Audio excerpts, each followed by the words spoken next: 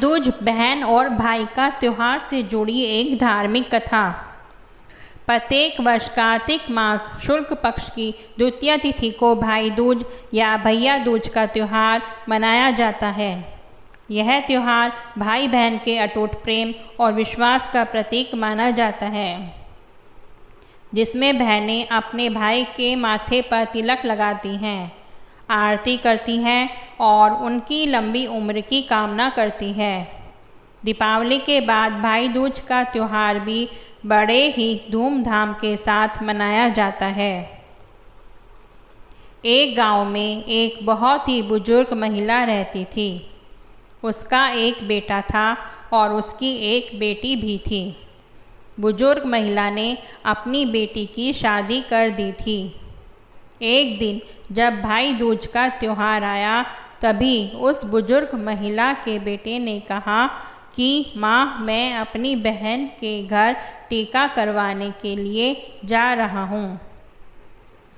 जिसके बाद उसकी माँ ने कहा, बेटा, हम लोग बहुत गरीब लोग हैं, तुम टीका करवाने के बाद अपनी बहन को क्या दोगे? लेकिन उस बुजुर्ग महिला के बेटे ने जिद करके अपनी बहन के घर जाने के लिए अपनी माँ को मना लिया। फिर वह भाई अपनी माँ की आज्ञा लेकर अपनी बहन के घर निकल पड़ा। जैसे ही वह थोड़ी दूर पहुँचा, तब उसको एक बहुत गहरी सी नदी मिली और वह उसे कहने लगी कि मैं तुम्हें अपने पानी में डुबोकर मार दूंगी, क्योंकि मैं तुम्हारा काल हूँ। जिसके बाद वह भाई उस नदी से कहता है कि तुम मुझे थोड़ी देर की मोहलत दे दो, मैं अपनी बहन के घर टीका करवाने जा रहा हूँ। जब मैं वहाँ से वापस आऊँगा, तब तुम मुझे मार देना। जिसके बाद वह नदी भाई को आगे जाने के लिए रास्ता देती है और फिर वह भाई आगे की ओर चल देता है। थोड़ी दूर पहुंचने के बाद उसको एक शेर मिलता है, जो कहता है, मैं तुम्हें खाऊंगा।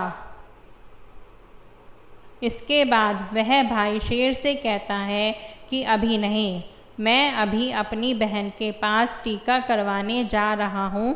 जब मैं लौटकर आऊँगा, तब तुम मुझे खा लेना। फिर वह शेर उस भाई को आगे जाने के लिए रास्ता देता है और फिर जब वह भाई आगे की ओर बढ़ने लगता है, तो कुछ दूर पहुंचकर उसको एक सांप मिलता है और वह भी भाई से कहता है कि मैं तुम्हें मार दूंगा। वह भाई उस सांप को भी वही कहता है कि मैं अभी अपनी बहन से टीका करवाने जा रहा हूँ, जब मैं लौट के आऊँगा, तब तुम मुझे मार देना। वह भाई आगे की ओर चला जाता है और थोड़ी ही देर में भाई अपनी बहन के घर पहुँच जाता है। जब वह अपनी बहन के घर पहुंचता है, तो घर के बाहर से आवाज़ लगाता है, लेकिन घर के अंदर उसकी बहन सूत काट रही होती है। सूत को काटते वक्त उसका धागा टूट जाता है और वहाँ के लोगों की यह मान्यता थी कि अगर सूत काटते वक्त अगर धागा टूट जाए, तो बाहर कोई भी बुला रहा हो और वह बिना आवाज़ करे और बिना धागे को जोड़े चली जाए, तो वह व्यक्ति मर जाएगा। वह बिना आवाज़ के धागा जोड़ने लगती है, लेकिन जब भाई के आवाज़ लगाने पर भी उसकी बहन नहीं आती है, तो वह वहाँ से जाने लगता है। तभी उसकी बहन उस धागे को जोड़कर तुरंत अपने भाई के पास जाकर उसको रोकती है और उसको अपने घर ले जाती है। वह बहन अपनी पड़ोस में रहने वाली महिला के पास जाती है और उससे पूछती है कि भाई दूज के दिन क्या बनाया जाता है।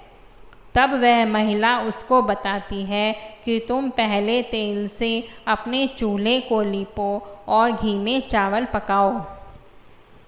वह बहन घर जाकर पड़ोस के द्वारा बताई हुई चीज़ों को करने लगती है और तभी उसका भाई उससे कहता है कि बहन, मुझे बहुत ज़ोरों से भूख लगी है। लेकिन उसकी बहन पड़ोस की महिला की बातों में आकर काम कर रही होती है।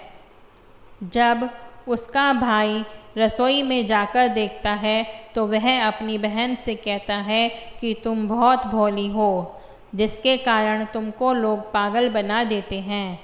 तुमने कभी घी में चावल पकते हुए देखा है और तेल से कभी चूल्हे को लीपा जाता है। तुम गोबर से चूल्हे को लीपो और पानी में चावल पकाओ। वह बहन अपने भाई की बात मानकर वही करती है जैसा उसका भाई करने के लिए बोलता है और वह खाना बनाकर अपने भाई को खिलाती है और थोड़ी देर बाद वह अपने भाई को टीका कर देती है।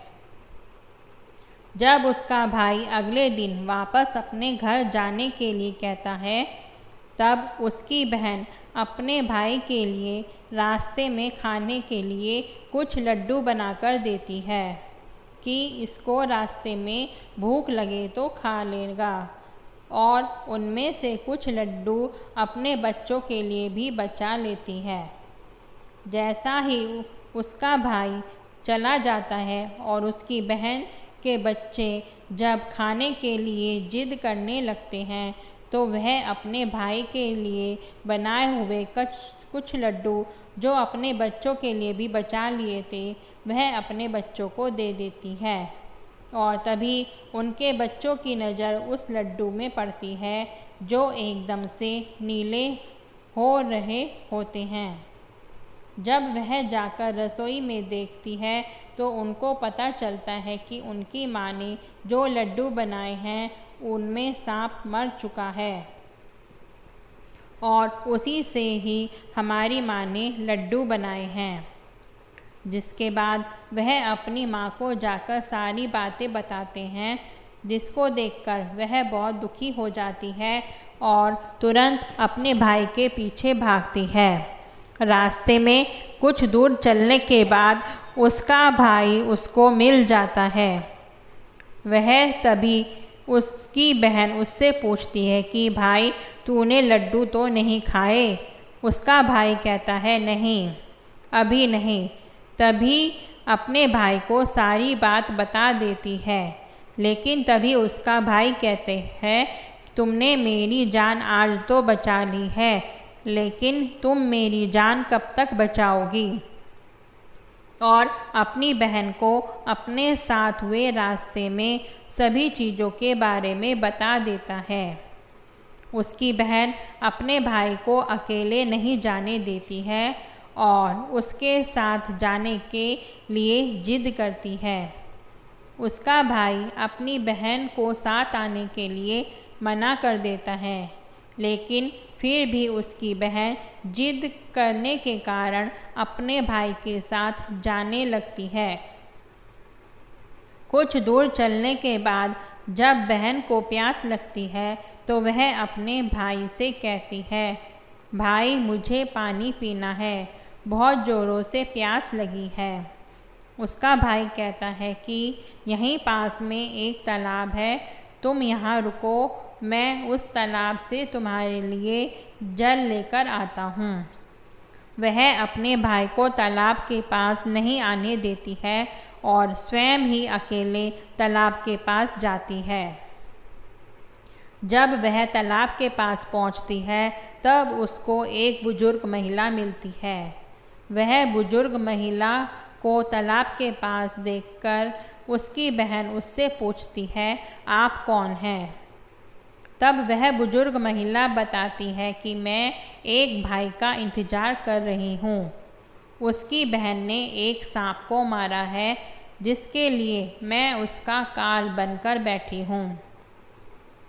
उसकी बहन उस बुजुर्ग महिला से अपने भाई की जान बचाने के लिए पूछती है और तभी वह बुजुर्ग महिला उसे कहती है कि तुम अपने भाई को खूब गालियाँ दो जब तक उसकी शादी ना हो जाए। तब तक तुम उसकी सारी घात टाल दो, तो तुम्हारे भाई की जान बच सकती है। वह बहन तुरंत वापस जाकर अपने घर से एक मांस का टुकड़ा और एक चुन्नी और एक कटोरी में थोड़ा सा दूध लेकर अपने भाई के पास आती है और उससे कहती है, चलो। जैसे ही वह दोनों रास्ते में थोड़ी दूर चलने के कारण उन्हें एक शेर मिलता है, जिसने उसके भाई को मारने के लिए पहले भी रोका था। जैसे ही वह शेर उसके भाई को मारने के लिए आगे बढ़ता है, तब उसकी बहन शेर को एक मांस का टुकड़ा खाने के लिए दे देती है, जिससे शेर उस मांस के टुकड़े को खाने लगता है और वहाँ से दोनों लोग आगे चल देते हैं। आगे पहुंचकर जब थोड़ी दूर पर वही सांप मिलता है, तो वह सांप को अपने साथ लाई हुई एक कटोरी में दूध को सांप के आगे रख देती है, जिससे सांप दूध पीने लगता है और वह लोग आगे की ओर चले जाते हैं। आगे जब नदी के पास पहुंचते हैं, तब उसकी बहन नदी को एक चुन्नी देती है, जिससे नदी प्रसन्न होकर उनको आगे जाने का रास्ता दे देती है और थोड़ी देर के बाद वह लोग अपने घर पहुंच जाते हैं। घर पहुंचकर उनकी माँ अपने दोनों बच्चों को देखकर बहुत खुश हो जाती है, लेकिन उसकी बहन अपने भाई को गालियाँ देना शुरू कर देती है। यह देखकर माँ बेटे दोनों बहुत आश्चर्यचकित हो जाते हैं और थोड़े दिनों के बाद गुजरने के बाद जब अपने बेटे का विवाह करने लगती है, विवाह के लिए जब निकासी की बारी आती है, तब उसकी बहन कहती है, पहले मेरी निकासी करो और मेरे भाई को आगे के रास्ते से नहीं, पीछे के रास्ते से लेकर जाओ। बहन के ऐसा बोलते ही आगे का दरवाज़ा टूटकर गिर जाता है, जिसको देखकर सभी लोग हैरान हो जाते हैं। और फिर जब फेरों की बारी आती है, तब उसकी बहन कहती है कि पहले मेरे फेरे करो, फिर मेरे भाई के बाद मैं, और ऐसा बोलते ही वहाँ पर आग लग जाती है, जिससे वह आग को बुझा देती है। और फिर जब सुहाग रात की बारी आती है, तब उसकी बहन कहती है, मैं भी इन लोगों के साथ में जाऊंगी। सभी लोग बीच में एक पर्दा डालकर उसकी बहन को भी अंदर जाने देते हैं। तभी रात में एक सांप आता है, जिसको उसकी बहन एक डब्बे में बंद कर देती है और अपने भाई की जान बचा लेती है। और सुबह होते ही वह सभी को सच बता देती है कि वह ऐसा क्यों कर रही है, जिसे सभी ने उसकी बहन की प्रशंसा करने लगते हैं। और उसका भाई भी अपनी बहन से बहुत खुश हो जाता है और तब उसकी बहन वापस अपने घर चली आती है। दोस्तों, उम्मीद करते हैं आपको यह कहानी अच्छी लगी होगी। यदि